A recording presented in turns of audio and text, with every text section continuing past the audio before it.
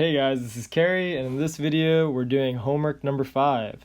So on the grid below, graph and label each of the following lines. So we've got x equals -6. On the x-axis we go to -6 and we draw the line crossing -6. And we make sure to label our lines this time because we're going to have more than one line. Next up we've got y equals 9, so we go to 9 on the y-axis and we get y equals 9. Alright, so I think the rest of these you can do. Which of the following is the equation of the x-axis? So if you look at your x and y axes, the x-axis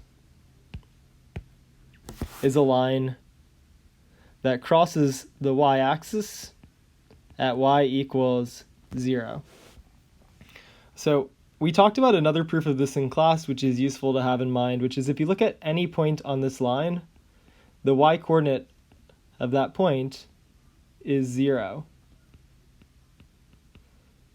So we get, for every point on this line, it has a y-coordinate of 0, and that's why the equation is y equals 0.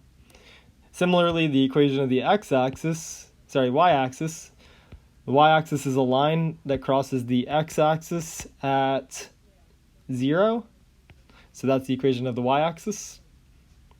Write the interval shown using inequality notation. So we have our skeleton for this.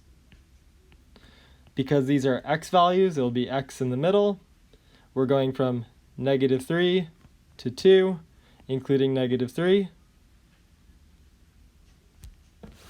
I'm going to let you guys do this one. Write the interval shown below using inequality notation. Oh, I guess this one should say interval notation. I'm sorry, guys. Let me change that now. Interval notation. So we have from -3 to 2, including -3, not including 2. So the brackets or parentheses depends on the type of endpoint that you have for the interval. Let g of x be the function graph below. Determine the domain and range in inequality and the domain and range in interval. So for this one, similar to class, let's see if this works. So you might start here, and then you'd wonder, okay, well, oh shoot, oh yeah, I can do it. Okay, great. So you might start here, and then you'd wonder, well, that's actually not the lowest x value on the graph. The lowest x value on the graph is here. So we're going to go from -3, and that's going to be less than x is less than the maximum value. So on that one, you can start here, and you can move that to the left, and then you hit here. So that's the maximum value that you hit. So that's 8.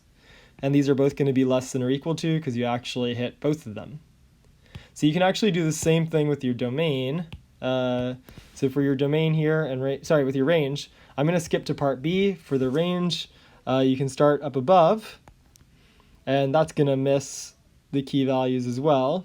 So, oh no, it got too much. I don't think I'm going to be able to draw it in for the range the same way I was able to draw it in on the smartboard. But for the range, the maximum value is here at 6, and the minimum value is here at y equals -9. So our range is going to go from -9 to 6, and because these are solid, it includes both of them. Alright, the next one printed a little funny, so I'll zoom in. I'm going to let you do this one completely on your own. Good luck. And that's the homework. See you guys tomorrow.